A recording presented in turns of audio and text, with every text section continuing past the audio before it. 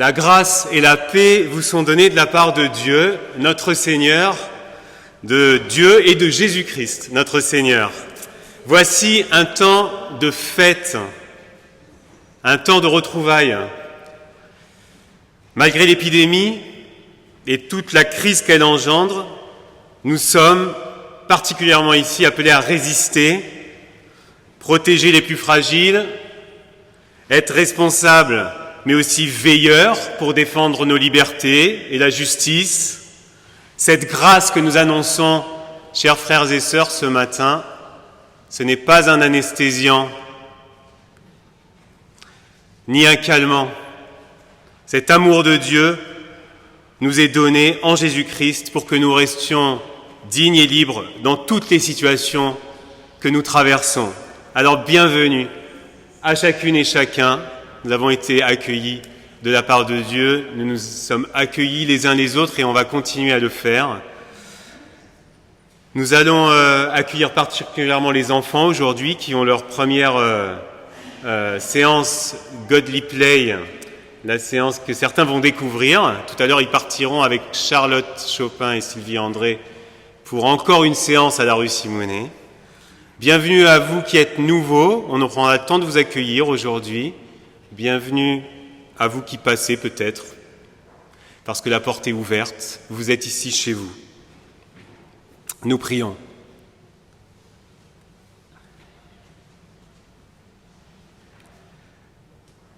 Père, nous te remercions pour ce jour et cette heure mis à part dans notre vie. Voici un temps de paix, d'écoute, de louange. Un temps où par ton esprit, nous apprenons à vivre en communion avec Jésus-Christ. Amen. Et nous chantons « Esprit de sainteté », tous les chants seront projetés. Et on peut penser à Marie-Jo Mérieux qui a répété toute la matinée hier et qui est malade ce matin, qui ne peut pas jouer du piano. Mais vous avez vu qu'il y a des ressources, Denise à l'orgue, Malek à la guitare, Soline à la flûte, voilà, on va ensemble. Je vous invite à vous lever pour chanter « Esprit de sainteté ».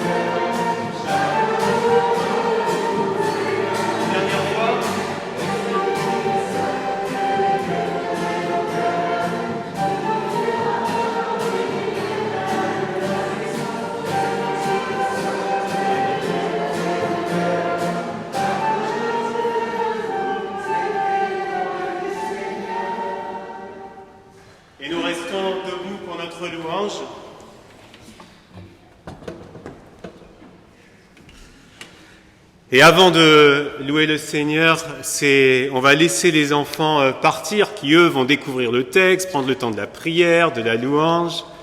Et il y a Sylvie qui va nous dire quelque chose, quelques consignes. Je suis désolée, je prends la parole, mais comme il y a des parents qui n'étaient pas forcément au courant que ça démarrait aujourd'hui, je propose donc à Beneteau de nous rejoindre, parce qu'il a 7 ans. Et on va partir au centre paroissial à pied, on va faire une séance qui s'appelle Godly Play, mais qui est une séance où on raconte des histoires bibliques et où on vit des moments importants. Et on redescendra ici. Ne nous attendez pas trop avant midi et quart, midi et demi quand même, hein, le temps qu'on est... Voilà, donc ne vous inquiétez pas, on revient. Merci, à tout à l'heure. Voilà, bonne découverte biblique aux enfants. Vous partez en petit pédibus, comme on dit. Et puis pour les autres enfants qui vont rester, on va leur proposer... Allez, c'est parti. Du coup, vous êtes restés debout, mais bon, ça veut dire qu'on est tous en mouvement, là.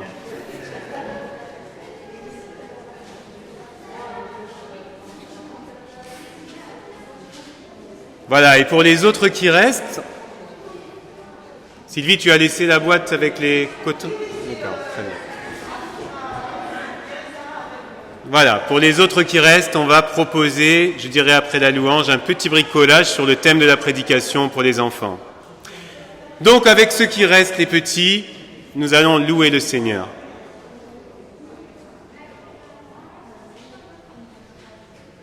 On va laisser partir.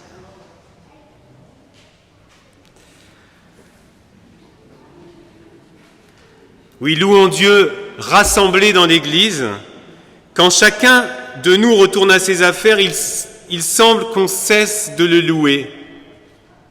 Ne cesse pas de bien vivre et tu loueras Dieu par ta vie en chantant « Alléluia ». Donne du pain à qui a faim, habille celui qui est nu, accueille les sans-abri. Ce n'est pas seulement ta voix qui chante, mais ta main chante aussi quand tes actes se conforment à tes paroles. Si ta langue loue Dieu certaines heures, ta vie doit le louer sans arrêt. Si tu ne chantes qu'avec ta voix, il y aura des silences. Que ta vie soit un chant que rien n'interrompt. Chante avec ta voix, que ton cœur ne se taise pas. Ne laisse jamais la vie se taire, nous dit saint Augustin. Et nous chantons « Grand Dieu, nous te bénissons ». Avec Denise, je vais l'accompagner un petit peu avec elle. La strophe 1, 7 et 8 au 41-26.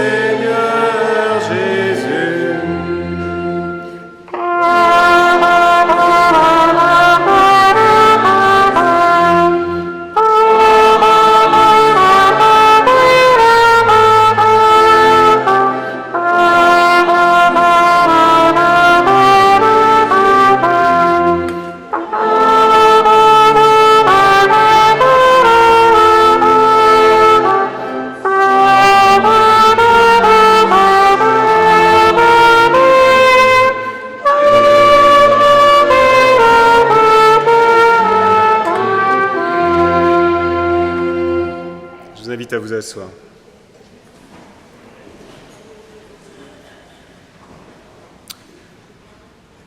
Avant d'entrer dans la temps de prière, nous proposons aux enfants, je crois qu'il y a la petite boîte qui est là, de faire un petit bricolage avec les parents qui veulent aider ou d'autres, sur le thème de la prédication qui sera « Bâtir et planter ». On verra ce que ça signifie chez Jérémie. Et il y a des petites maisons à mettre autour d'un verre dans lequel nous allons mettre aussi de coton et des lentilles qui vont pousser et montrer que dans cette maison que nous bâtissons, il y a des choses qui poussent, des choses qui grandissent. Voilà, donc vous pouvez essayer tranquillement de le faire pour ceux qui ont envie. Puis on verra à la fin du culte. Nous prions.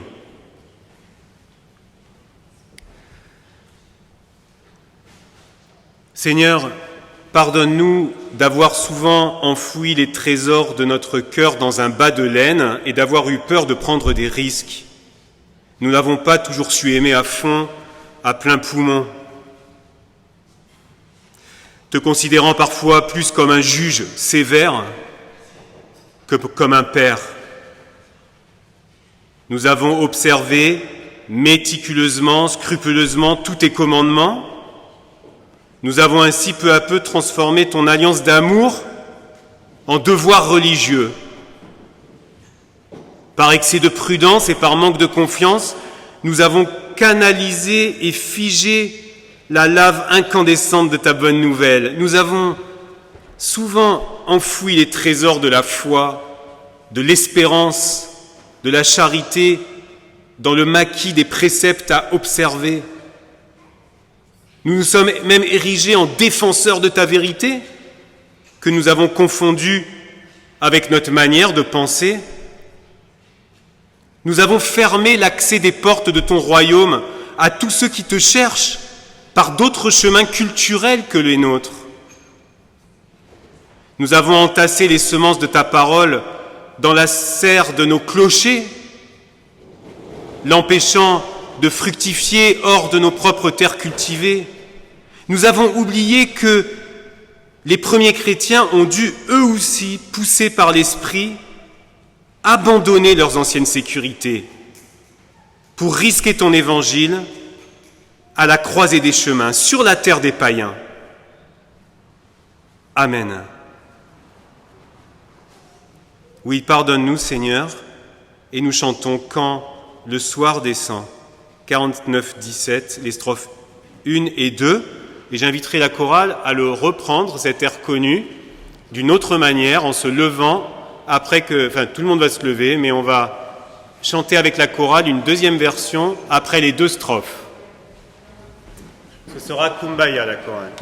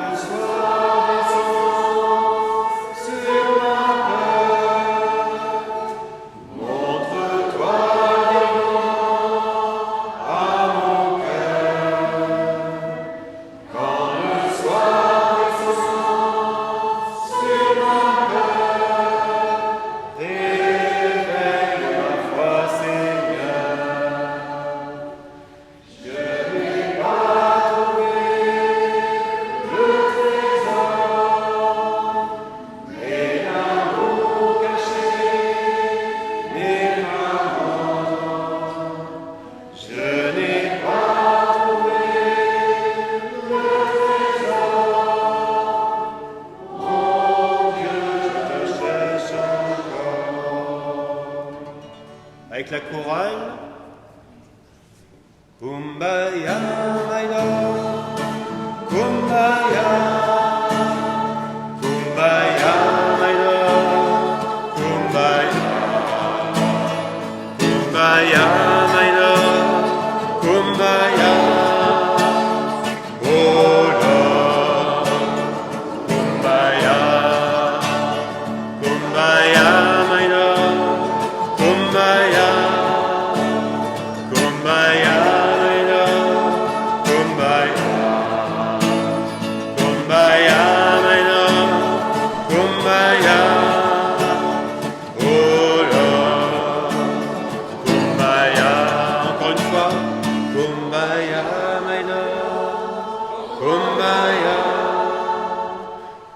Kumbaya, my love. Kumbaya. Kumbaya, my love. Kumbaya. Oh love. Kumbaya. La plus grande chorale, c'est l'Église. Nous restons debout pour entendre cette parole qui nous relève. Aujourd'hui, le Seigneur passe, il nous appelle à sortir de nos cavernes, de nos enclos. Écoute, il est ce bruissement qui te murmure une parole de grâce et de consolation. Le souffle de son pardon est ténu, mais il s'infiltre au cœur de ta détresse. Il vient se poser sur le lieu de ta blessure. Aujourd'hui, le Seigneur passe et te dit « Sors et reprends ton chemin ». Et nous pouvons pardonner et libérer, entendre ce qu'il attend de nous avec ses commandements. Ce n'est pas vous qui m'avez choisi, dit le Seigneur. C'est moi, je vous ai choisi, je vous ai établi, afin que vous alliez, que vous portiez du fruit, et que votre fruit demeure, afin que ce que vous demanderez au Père en mon nom, il vous le donne. Ce que je vous commande, c'est de vous aimer les uns les autres. Amen. Et nous chantons, nous avons vu et entendu, on a déjà appris.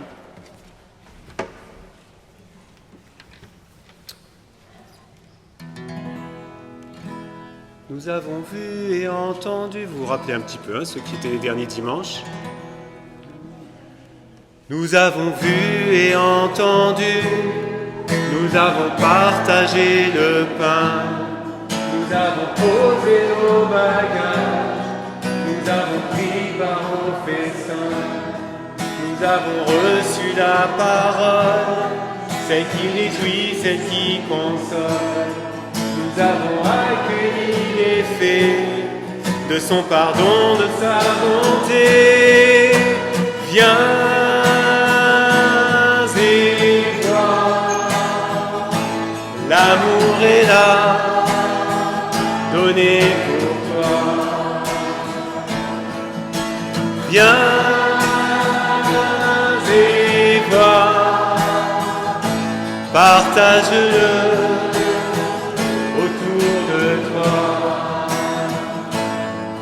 Nous avons vu des mains tendues, nous avons osé approcher, des vies tordues, des vies brisées, des frères et sœurs pour communier. Nous avons vu ce que nous avons éprouvé.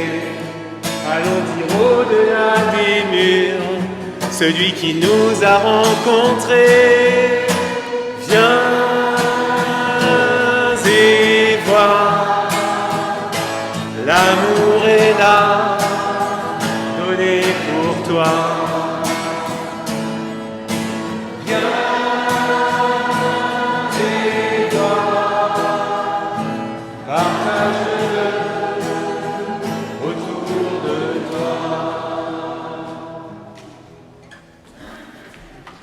Je vous invite à vous asseoir.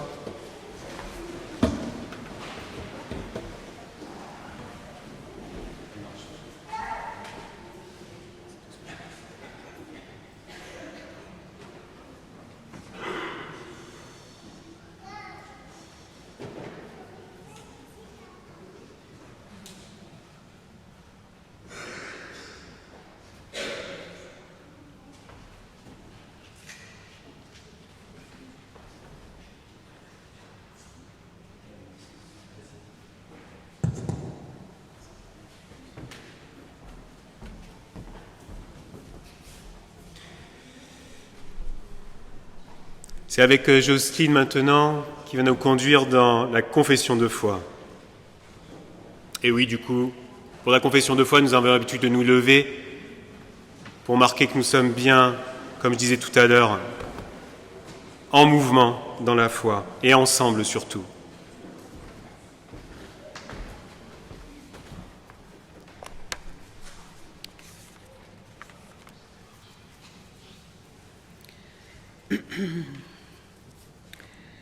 Je crois en l'Esprit Saint, souffleur de Dieu, éclaireur de nos vies, désignant pour chacun la route à suivre et aussi l'horizon. Je crois en Jésus-Christ Sauveur, signature de Dieu, lisible dans l'Évangile par ses mots et ses gestes, et qui atteste pour toute l'humanité d'un pardon et d'une grâce à jamais ineffaçable. Je crois en Dieu créateur et Père de tous, dont le ciel et les étoiles chantent en silence la puissance et la gloire. Et je crois que l'Église sur la terre proclame avec joie l'espérance imprenable du royaume qui vient, qu'elle s'engage à la suite du Christ par ses mots et ses gestes, insuffisante et fragile, mais solidaire des hommes, infidèle, mais aimée de Dieu, impardonnable, mais pardonnée, au service d'un monde qui ne l'attend pas et de Dieu qui inlassablement la relève et l'attend. Je crois que Dieu, pour le salut du monde, ne manque pas de souffle. Amen. Nous chantons « Je crois et j'espère ».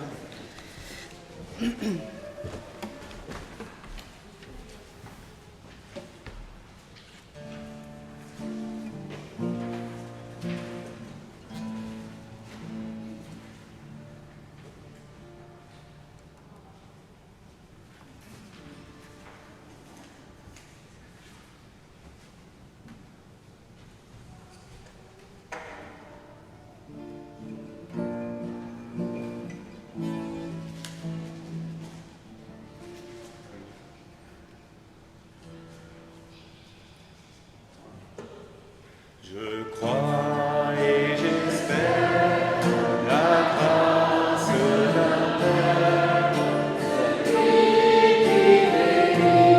entre dans ma vie.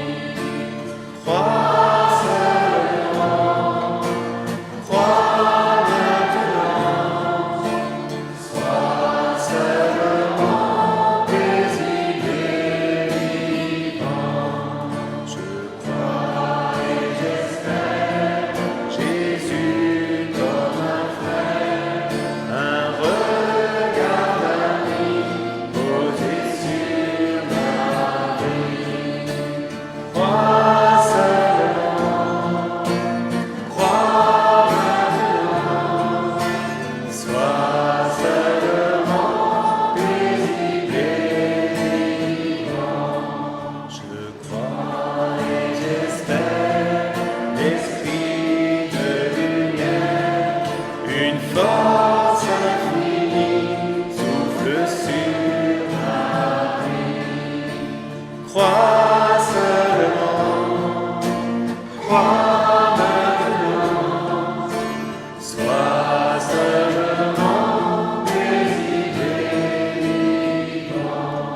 Je crois et j'espère une nouvelle terre, un chant des pays unis pour la vie. Crois seulement, crois maintenant, sois seulement paisible et vivant. Sois seulement paisible et vivant.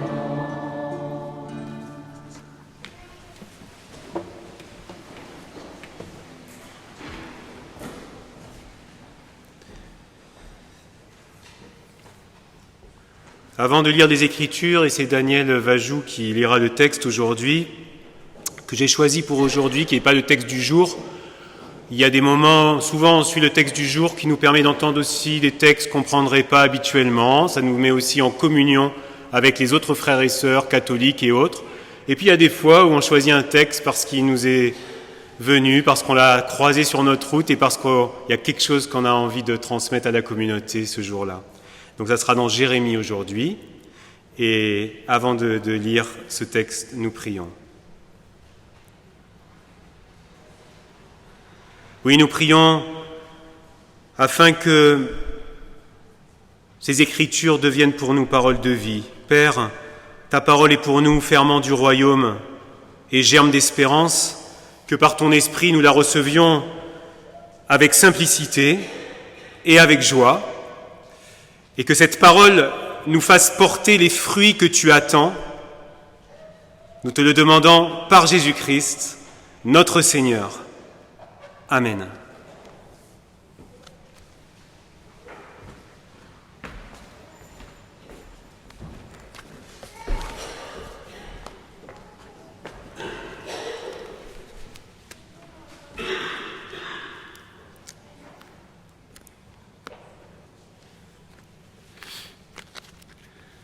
Donc Jérémie chapitre 1, versets 4 à 10. La parole du Seigneur me parvint. Avant que je ne te façonne dans le ventre de ta mère, je t'avais distingué. Avant que tu ne sortes de son sein, je t'avais consacré. Je t'avais fait prophète sur les nations. Je répondis, « Ah, Seigneur Dieu, je ne saurais pas parler, je suis trop jeune. »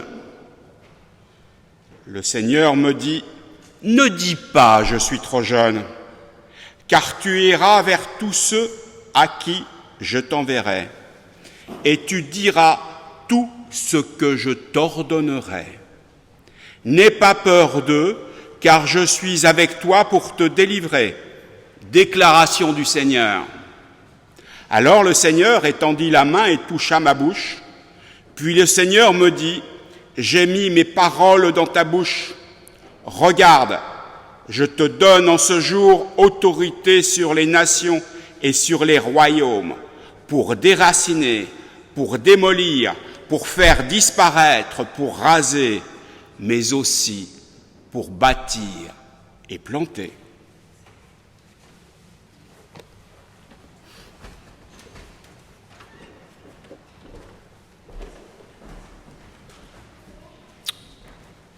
Vous avez pu lire dans une autre traduction, mais du coup qui nous interroge à la lecture, qui enrichit notre lecture. C'est Jérémie, c'est le livre qu'on va travailler dans les études bibliques cette année.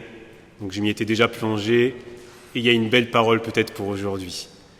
D'abord, on va entendre la chorale qui va chanter le canon de la paix. Donc je vous invite à vous lever, là où vous êtes peut-être, ceux qui sont à la chorale, les autres à écouter ce canon de la paix. J'espère qu'on est assez nombreux là. Donc voilà, les choristes, où êtes-vous? Voilà, ah ben quand même. Allez, les choristes qui ont répété ce chant-là, ceux qui le connaissent peuvent se lever bien sûr, mais voilà, on y va? Et... Pour le canon, oui, on va séparer en deux ici.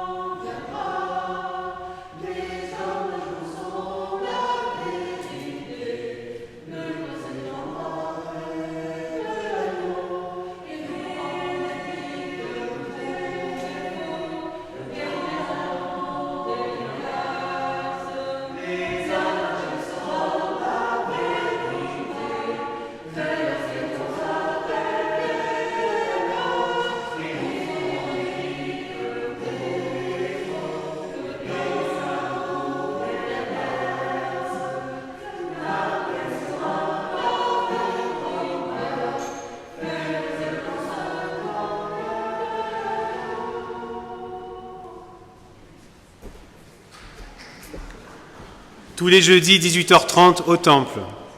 On fait du gospel, des chants africains, des chants classiques, quand un peuple subit un mal qui vient d'ailleurs et qu'il ne peut contrôler, quand il s'aperçoit, ce peuple, qu'il va falloir vivre avec plus longtemps que prévu, assumer de nouvelles conditions d'existence. Quand un peuple est perdu, prêt à se replier sur lui-même, à chercher des boucs émissaires, à chercher la sécurité à tout prix. Quand un peuple est en exil, sur une autre terre ou dans une situation inédite, alors ce peuple est appelé à écouter, d'abord. Pas seulement ses propres angoisses, les analyses, les solutions, mais écouter une parole qui vient d'un autre et qui vient s'immiscer, résonner à chaque fois pour trancher, discerner, y voir plus clair sur la situation, mais aussi se souvenir, redire l'histoire pour bâtir l'histoire de demain et voir plus loin, espérer. Cette parole qui vient s'immiscer est différente des paroles de ceux qui bavardent, qui ont un avis, les mêmes, qui ont un avis sur tous les sujets, dans tous les temps, sur tous les réseaux. Oui, la parole dont je parle est une parole prononcée de la part de Dieu, prononcée par celles et ceux qui n'avaient pas prévu de parler, qui ne sont pas mis en avant pour parler, mais qui ont été appelés malgré eux à faire le pas. Ceux qui vont vite s'apercevoir que cette parole est difficile. Tout à l'heure, nous avons entendu dans la confession de foi, le monde ne l'attend pas. Le monde a soif de sens, le monde a soif de guérison, mais il n'attend pas cette parole au quotidien. Car souvent, elle ne dit pas ce que nous aimerions entendre. Alors d'abord, cette parole est dite avant, dans Jérémie, et pendant une situation d'exil du peuple d'Israël. Il faut se remémorer un peu cette histoire. Jérémie vit au milieu du peuple en exil vers 600 ans avant Jésus-Christ. Il va vivre le siège et la destruction du temple de Jérusalem par les Babyloniens. Il sera ensuite parmi les déportés. Il sera un exilé parmi les exilés. Et des questions surgissent. Comment son peuple peut vivre sans les repères habituels qui ont tous sauté? Plus de temple, un moment où on ne peut plus se réunir. Plus de terre, plus de roi.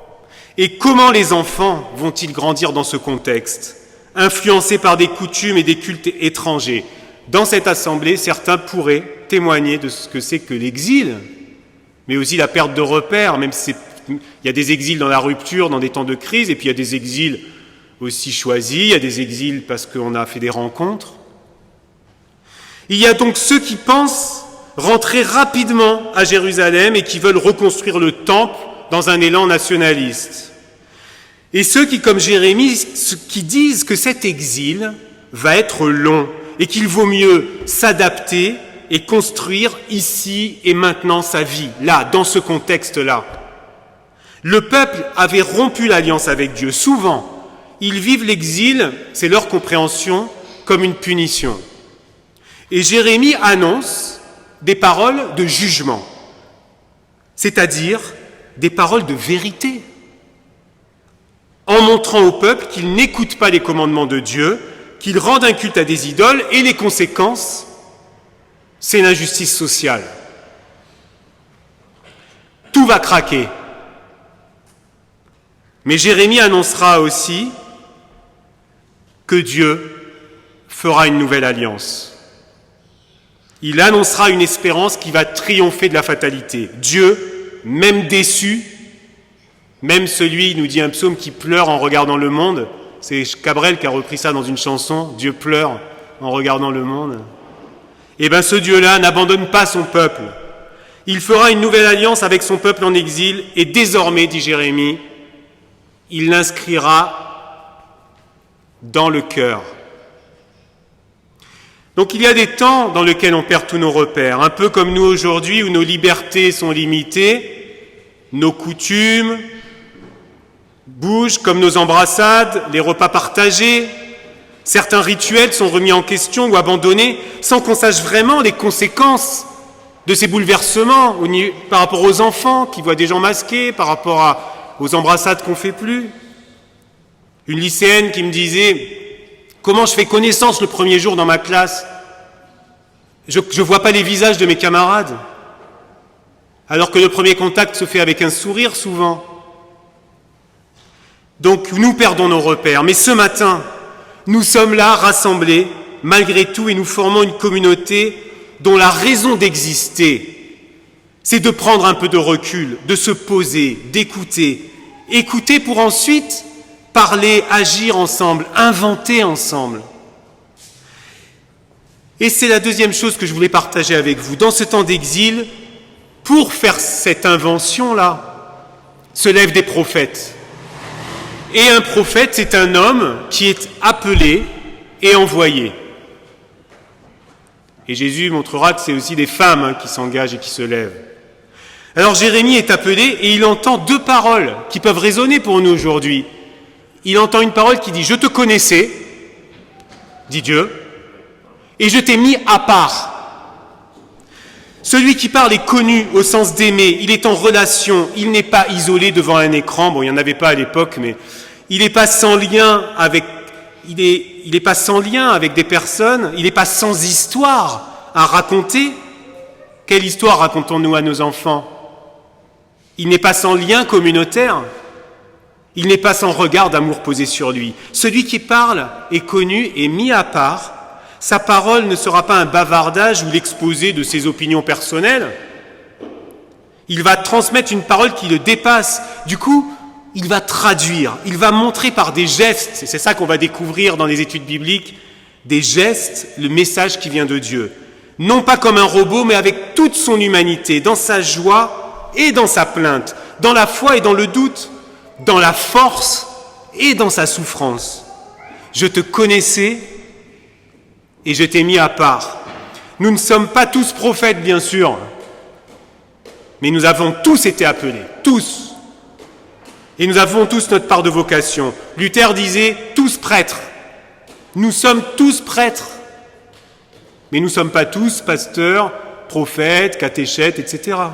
Nous avons d'autres fonctions. Nous ne pouvons pas être à toutes les places. Il faut choisir. C'est ça ce que veut dire s'engager. S'engager, c'est choisir. Donc une parole vient à nous qui est aussi à transmettre.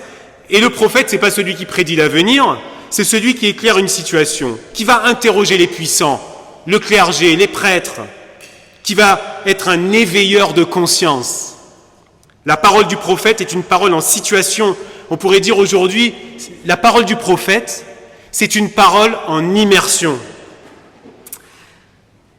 Est-ce que nos prédications, est-ce que nos témoignages, tout ce que nous racontons là en pensant que c'est aussi une annonce pour le monde, est-ce que nous parlons, notre discours sort d'une situation concrète, de choses que nous vivons ensemble, de situations de la vie quotidienne, ou est-ce que ce sont des paroles complètement désincarnées dans un patois de Canaan ? Ce sont des questions que nous devons toujours nous poser lorsque nous rendons compte de notre foi chrétienne. Donc il est important de faire confiance aux appels, car si nous prenons le risque d'y aller, eh bien nous savons que nous n'y allons pas seuls. Et vous savez, ceux qui ont été appelés, tous, tu l'as dit la semaine dernière, Daniel, dans un autre texte, tous disent non. Jérémie dit « Moi, je suis trop jeune. » Et Dieu lui dit « Ne dis pas que tu es trop jeune. N'aie pas peur. Je suis avec toi pour te délivrer à tous les niveaux. » Et alors, quelle va être cette mission de Jérémie, cette parole qu'il va porter ? Eh bien, Jérémie est celui qui refuse les discours optimistes des autorités religieuses qui ne reposent sur rien, qui gardent le peuple dans l'illusion et pas dans l'espérance. Parce qu'il y a une différence entre l'illusion qui nous fige, qui nous rend passifs, et l'espérance qui nous met en mouvement. D'abord, avant la déportation, certains pensaient que le temple de Jérusalem, les rites qu'ils pratiquaient, etc., allaient les protéger. Et puis si jamais il y avait une catastrophe, ça aurait annoncé une punition de la part de Dieu, alors qu'il faisait bien tout comme il fallait. Mais il n'avait pas compris que l'attachement à Dieu n'est pas seulement une affaire de rituel, de pratique, mais se traduit dans l'existence même du croyant, dans sa vie, dans sa recherche de justice.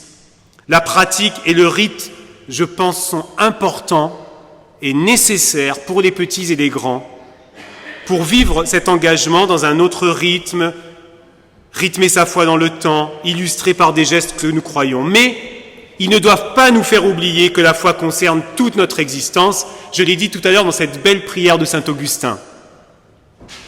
Et dans le temps d'exil, Jérémie s'oppose à ceux qui disent « Ne changez rien, ça va passer, ça ne durera pas, on va reprendre nos vieilles habitudes, on va tout remettre comme avant, tout ce qu'on a inventé dans le temps d'exil, on laissera tomber, on va bien rentrer chez soi. »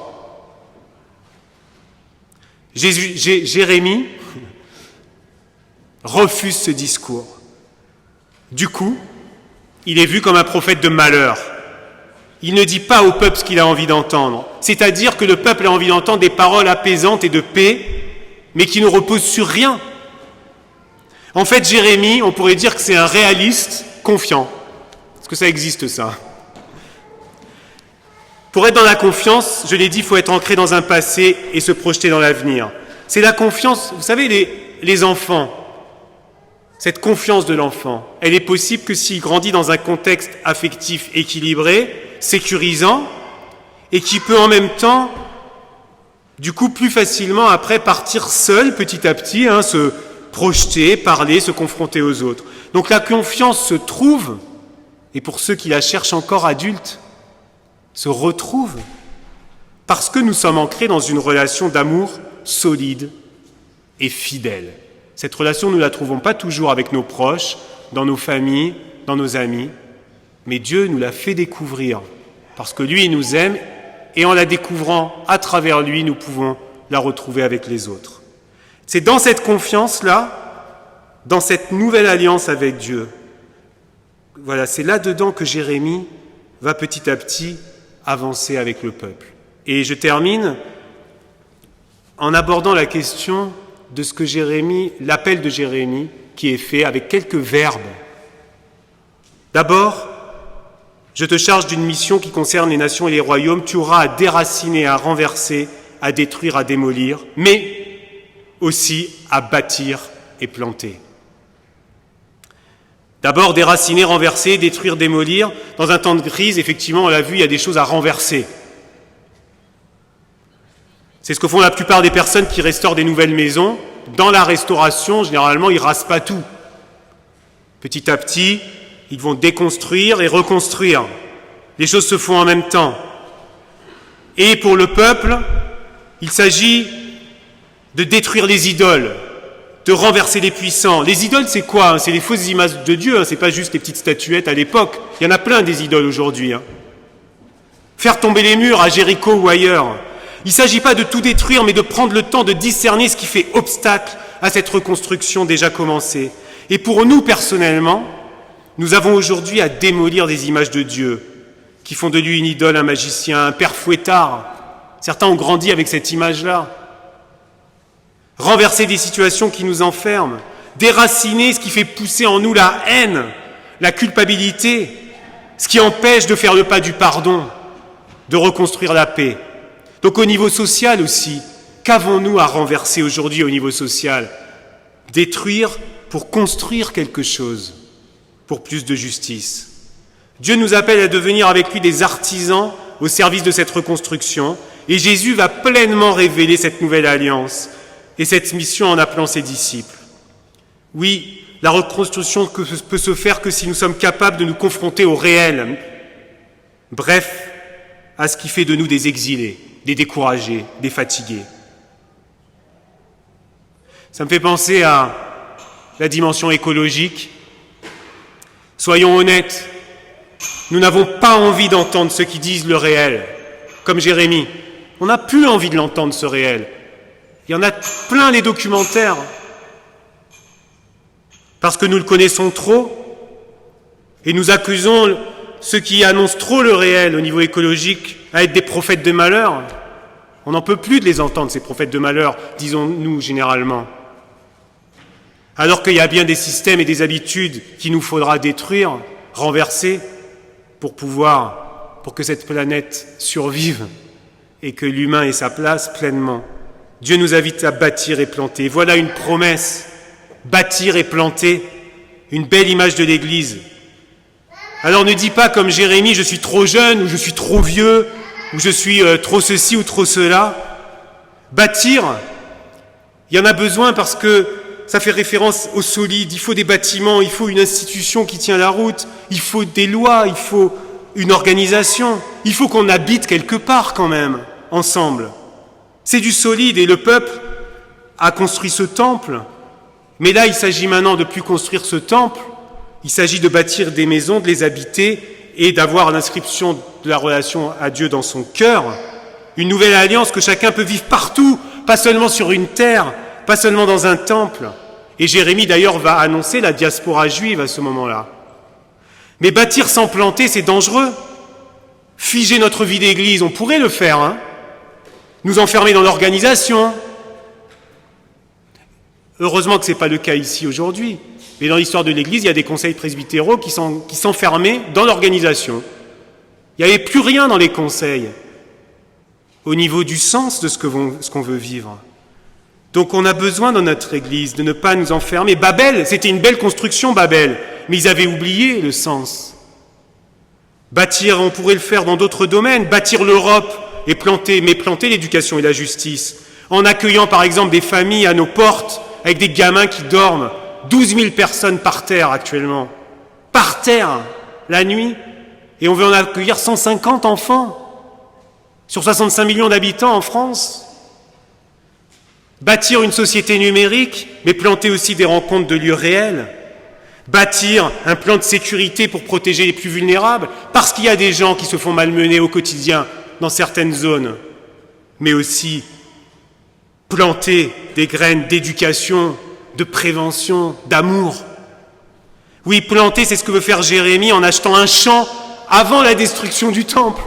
Il sait qu'il va y avoir destruction, il achète un champ comme un signe d'espérance. Planter, c'est pouvoir manger les fruits demain. Bâtir et planter, voici 2 gestes que nous sommes invités à faire cette année. L'un ne peut pas aller sans l'autre. Et je termine simplement par 3 choses. La première, non, nous ne vivrons pas comme avant. C'est le défi écologique, il faut changer et inventer maintenant. Et notre Église veut créer une équipe pour susciter le débat à l'intérieur de notre Église et l'action. Non, la construction ne fera pas sans justice sociale. C'est le défi diaconal aussi, prendre soin des plus vulnérables, dans et hors de la communauté. Et non, je termine par là, tu n'es pas trop jeune, tu n'es pas trop vieux, tu n'es pas trop surbooké pour t'engager. C'est le défi du témoignage, en parole et en acte. Alors, voilà, j'étais un peu plus long que d'habitude aujourd'hui, mais ce texte de Jérémie est d'une puissance extraordinaire pour notre rentrée, alors que Dieu nous accompagne dans cette voie. Amen.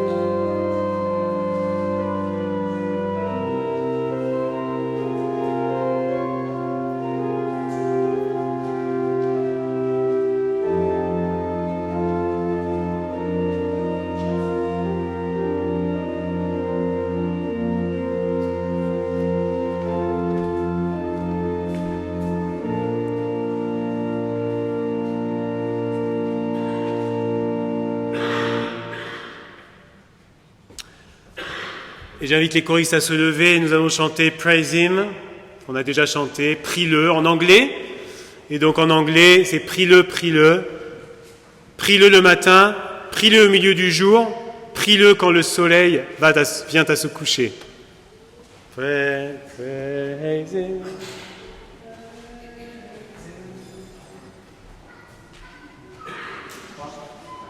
Praise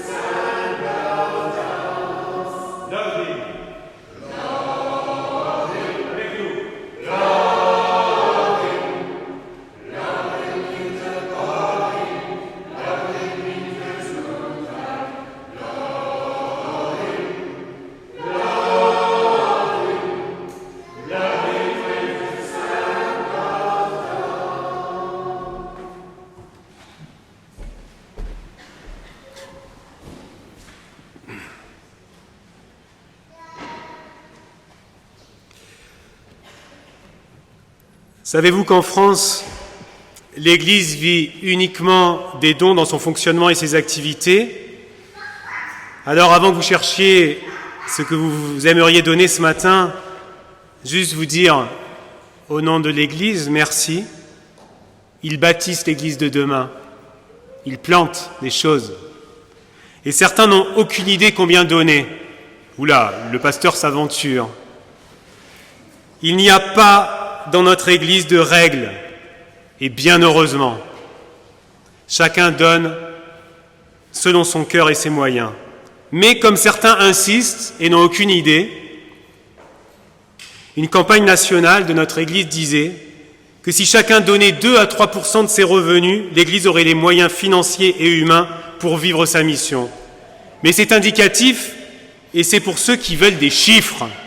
Parce que pour les autres, le don doit rester un engagement libre, surtout libre et joyeux. C'est le moment de l'offrande.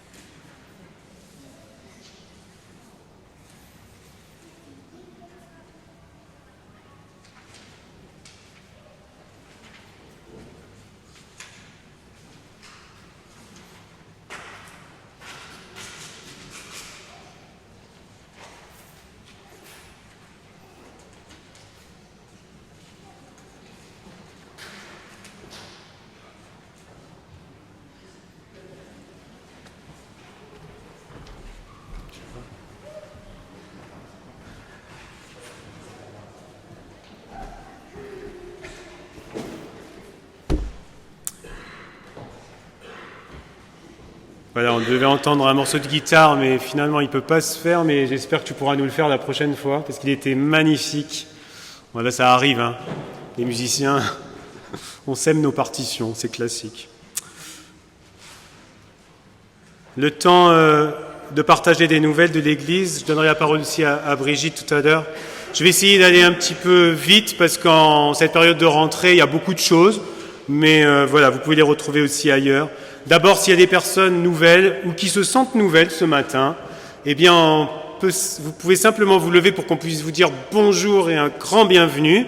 Et si vous ne souhaitez pas vous lever maintenant, sachez qu'on peut vous accueillir vraiment à la sortie. Donc, n'hésitez pas, si vous êtes nouveau et que vous avez envie qu'on puisse vous repérer, vous dire bonjour, c'est le moment. Voilà. Est-ce qu'il y a des personnes qui le souhaitent? Très heureux de vous accueillir. Je sais qu'il y a des personnes qui arrivent. Et puis on prendra le temps aujourd'hui. Il y a des nouvelles familles qu'on a vues aussi hier à Simounet pour inscrire les enfants. On prendra au moment du repas, au moment de l'après-midi, le temps de se repérer les uns les autres. Le 19, il y a un culte au Temple de la Force. Le 20, dimanche prochain, le culte à 10h30, suivi de l'AG de l'association Toccata, qui avait été fondée par des membres de l'Église pour faire vivre la musique et soutenir l'orgue ici, qui lui-même soutient notre chant. C'est pas que soutenir l'instrument, c'est que l'instrument soutient aussi notre vie d'Église. Toccata, voilà, donc le 20. Et puis après, le 27, il y a un culte de l'Église. On a dit à quelle heure déjà je sais plus. 9h30 le culte, donc un peu avant, pour qu'on ait notre assemblée générale de l'Église qu'on n'a pas pu faire en mars. L'assemblée générale de l'Église, vous êtes tous invités parce qu'on présente les projets de l'Église, mais voteront uniquement ceux qui se sont inscrits sur les listes électorales de l'association cultuelle avant le 31 décembre. Donc si vous voulez voter pour l'année prochaine, il faut faire cette démarche. Elle est importante. Comme je disais tout à l'heure, on a aussi besoin d'une organisation qui nous permet de prendre des décisions. L'AG de l'entraide sera l'après-midi du 27. Et l'entraide, elle a été fondée par nos deux églises protestantes, évangéliques libres et protestantes unies. Donc l'AG se fera à la rue Duroux, à l'église libre, l'après-midi. Je ne vous dis pas toutes les dates, mais vous retrouvez l'agenda, il est à l'entrée du temple, et puis dans Valsecoto, notre journal, mais aussi tout est sur Internet et sur les réseaux sociaux. Études bibliques qui démarrent autour de Jérémie, à La Force, Aimé et le Buc Saint-Albert. 3 études bibliques. Parole et partage va redémarrer un vendredi soir. La chorale le jeudi à 18h30. Donc retrouvez toutes ces informations ou venez simplement nous voir. Il y a une fête du consistoire. Alors là, je vais insister lourdement. Parce que l'Église, ce n'est pas juste nous-mêmes là dans notre petite chapelle, mais c'est l'Église universelle. Et déjà, celles qui sont nos églises sœurs de l'Église protestante unie, c'est Libourne, Périgueux, Sainte-Foy et la Moyenne Dordogne. Ce sont nos sœurs et frères à proximité de l'Église protestante unie. Chaque année, nous avons une journée. Cette fois-ci, c'est à Périgueux. Donc, on organisera un covoiturage pour partir à 9h, ça me paraît raisonnable, pour être tranquillement au temps culte à 10h30 à Périgueux, avec un repas partagé et une animation organisée par le conseil presbytéral de Périgueux au temple de Périgueux. Donc, de manière unilatérale, sans en parler au conseil, j'espère que vous ne m'en voudrez pas, mais je propose qu'il y ait un départ à 9h au Foirail. Voilà, 9h, que des voitures soient au Foirail. Voilà, c'est le mieux, et que, à partir de là, vous direz si vous avez besoin d'une voiture pour y aller. Pardon, le 18 octobre. Merci de me reprendre. 18 octobre, venez avec nous, on va tous à Périgueux. Voilà, on va rencontrer nos frères et sœurs à Périgueux. Libourne y viennent aussi, les autres viennent aussi. Une belle fête d'église. Il y aura une formation pour les visiteurs animée par Ottilie Bonema, qui est aumônier à la Fondation de John Bost, le 26 septembre. Ceux qui sont intéressés par se former pour pouvoir être à l'écoute des autres, visiter les personnes, on est dans une église disséminée, venez nous voir et on verra avec vous si vous voulez vous inscrire à cette formation le 26 septembre. Il y a un cahier à la sortie, vous pouvez mettre vos coordonnées, des remarques, des suggestions, des questions, il est là pour ça. On ne laissera pas la fiche après, donc vous pouvez laisser vos coordonnées, on la prend tout de suite. Voilà, n'hésitez pas si vous voulez que vos coordonnées soient dans notre fichier pour recevoir les informations. Il y a un vide-maison, donc nous vendons le centre Simounet. Il n'y a pratiquement plus rien dedans, il y a encore un vide-maison qui aura lieu le 17 et 19 septembre, donc par l'entraide et l'église. N'apportez plus rien au centre maintenant. N'apportez plus de friperie, plus de brocante, plus rien. Pour l'instant, on fait une pause. Pendant quelques temps. Le 18 et 19 septembre. L'organisation de cet après-midi. Non, vous dire aussi, donc il y a des bancs qu'on a déblayés pendant le confinement et après. On va créer un espace d'accueil ici au temple. On va acheter du mobilier. On a eu une subvention interne à l'église qui nous permet de faire un lieu d'accueil, d'ouvrir de plus en plus ce temple sur la ville.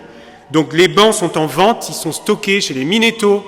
Si vous en voulez, à 30 € le grand banc, vous vous adressez à Sylvie Mercier. Tu peux te lever ? Là, voilà. Et elle pourra vous donner un rendez-vous pour aller chercher les bancs. Par contre, il faut que vous les transportiez vous-même. Oui, on va donner... Ben, tu peux le marquer sur le cahier là-bas, le téléphone ? Voilà. Et puis, je laisse la parole à Brigitte, un petit mot de notre président qui est en convalescence.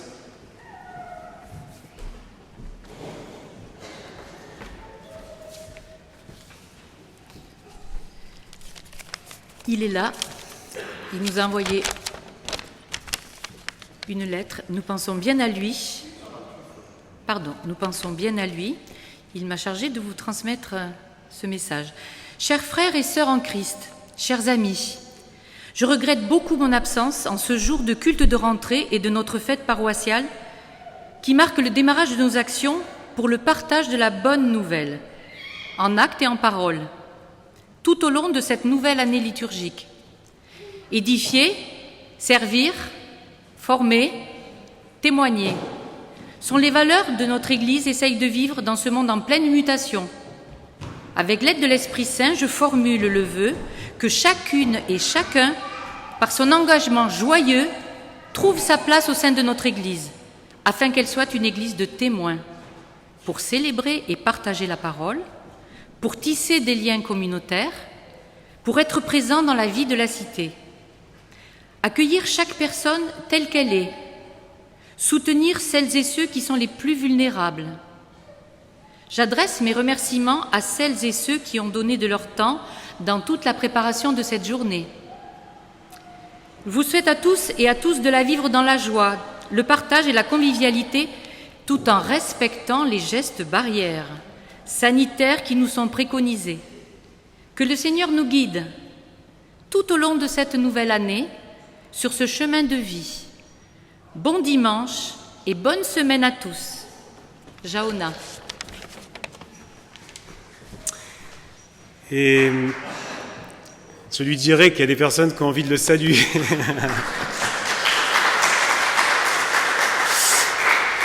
Voilà, l'applaudissement, c'est dire vraiment la reconnaissance aussi. Et j'en profite pour saluer ceux qui vont voir ce culte-là sur Internet, parce que je le mettrai en ligne ce soir ou demain. Et on vous salue parce que je sais qu'il y a des personnes qui sont disséminées loin dans le Bergeracois ou jusqu'à Sarlat. Et je pense à un monsieur, vous vous reconnaîtrez, je dis votre âge, qui avait 94 ans et qui me demandait si c'est encore possible de voir les cultes sur Internet, parce qu'il ne peut plus se déplacer. Mais il y a aussi d'autres personnes qui nous rejoignent ailleurs. Donc bienvenue à vous qui allez regarder ce culte en différé sur notre chaîne YouTube. C'est une journée d'église. Il y aura un repas partagé à la maison des associations qui est juste, vous sortez du temple, à gauche, au bout de la place, au fond de la place à droite. Maison des syndicats. Et là, on a réservé pour pouvoir manger à 70 maximum, c'est installé déjà, des repas individuels. On ne peut pas faire de buffet partagé. Voilà, donc, mais ça n'enlèvera pas la joie et la fraternité pour se rencontrer. On essaie de faire un zéro déchet, donc c'est-à-dire que si vous pouvez vraiment avoir votre vaisselle, il y en a qui en ont pris un peu plus pour les autres, je sais, on a des bouteilles d'eau, on a ce qu'il faut pour pouvoir vraiment bien partager. S'il y a besoin de place, on mettra des tables au temple. Si on est plus que 70, à 2h, 14h, on revient tous ici et nous vous proposons 1 heure, 1 heure et demie, parce qu'on en a besoin, un temps intergénération, avec les petits et les grands, sur 3 ateliers où on va confectionner des choses sur bâtir et planter. On va partager autour pour illustrer notre foi. On va peut-être inventer l'église de demain aussi avec les petits. Donc venez partager ce moment. C'est important qu'on puisse tisser ces liens où Jésus nous dit finalement l'église c'est aussi une famille. Et on terminera vers 15h30. Voilà, et on chantera aussi. Nous allons chanter d'ailleurs maintenant, avant de terminer ce culte par l'intercession, l'envoi et la bénédiction, on va chanter « Toi qui disposes » au 4208, les 3 strophes. « Toi qui disposes ».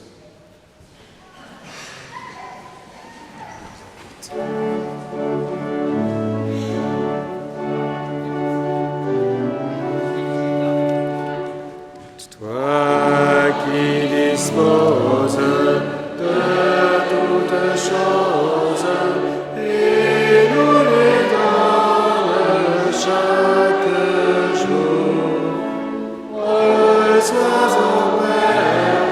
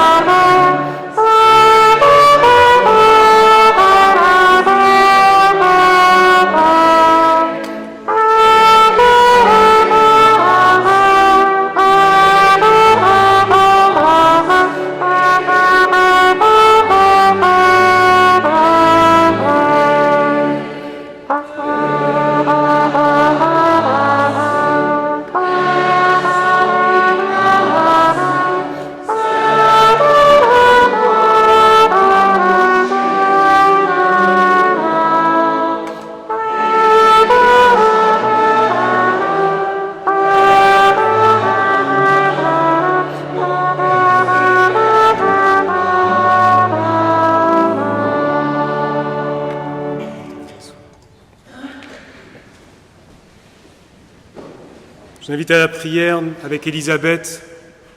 Nous vous invitons à ce temps-là maintenant. On peut s'asseoir.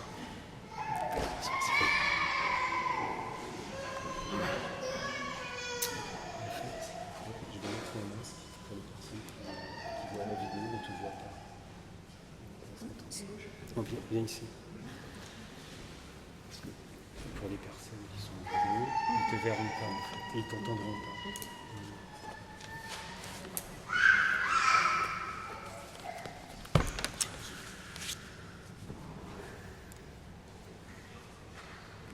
Seigneur, ce matin, nous voulons te prier pour toutes celles et ceux qui témoignent de leur foi en parole et en geste, qu'ils découvrent chaque jour ta parole et nourrissent ainsi leur vocation, que leurs paroles soient enracinées et prennent du poids lié à des actes qui délivrent, que leur vie soit un service pour les autres. Donne à chacune et chacun la force et l'humilité du témoignage en parole et en acte. Nous te remettons tous les peuples de la terre, tous ces êtres humains que tu considères comme tes enfants, que ta lumière illumine les temps à venir, que ta parole retentisse pour annoncer ta paix.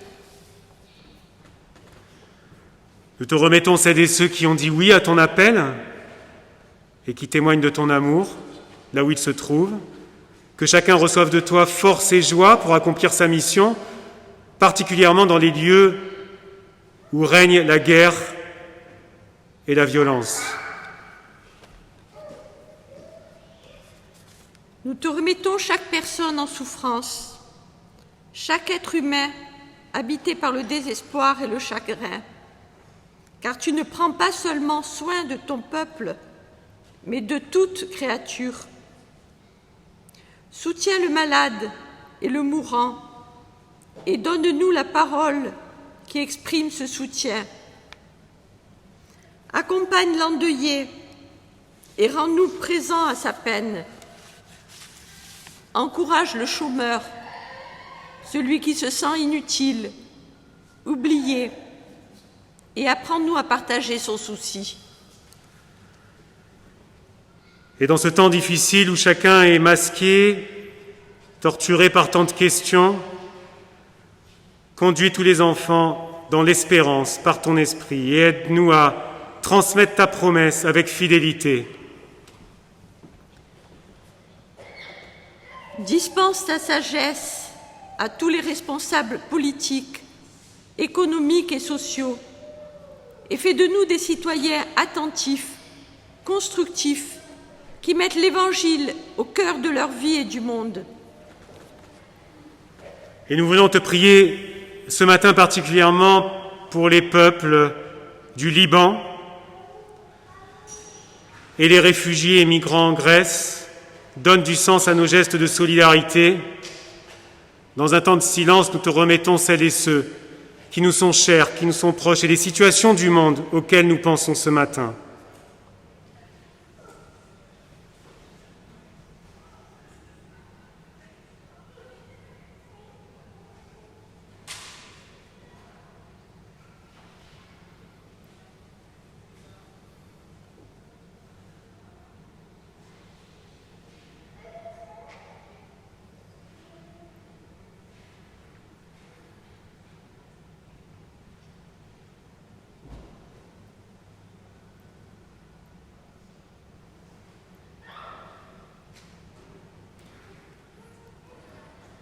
Seigneur, toi qui connais nos cœurs, écoute les prières silencieuses de chacun et fais résonner ton amour dans chaque vie.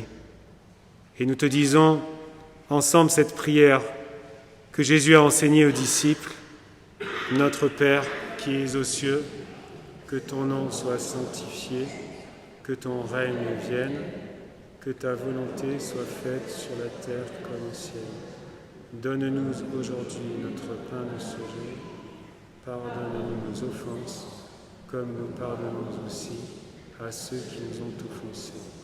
Et ne nous laisse pas entrer en tentation, mais délivre-nous du mal. Car c'est à toi qu'appartiennent le règne, la puissance et la gloire, au siècle des siècles. Amen.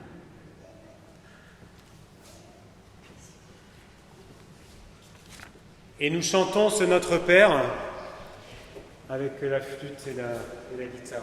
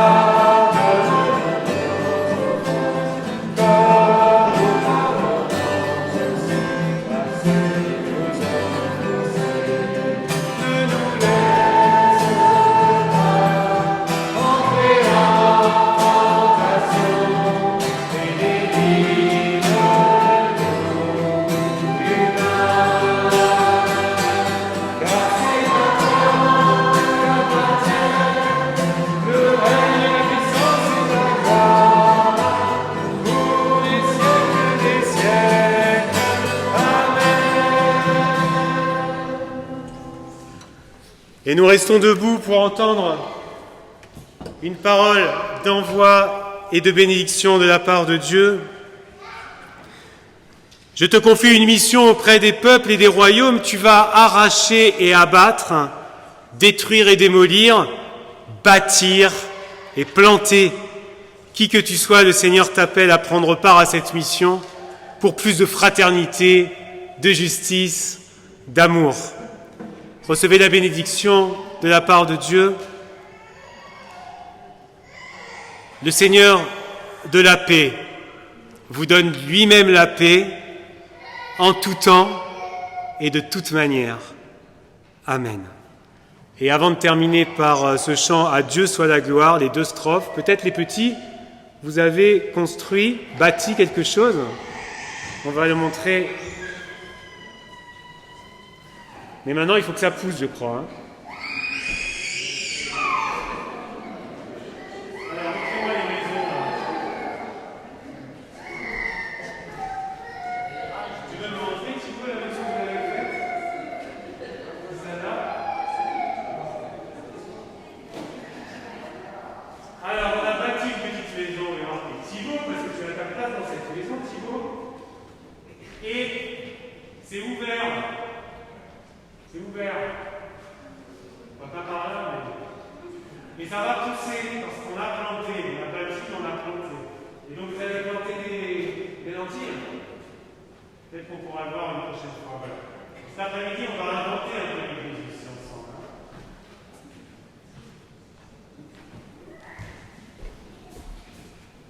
Nous chantons ensemble pour terminer « À Dieu soit la gloire » au 41-28, les 2 strophes.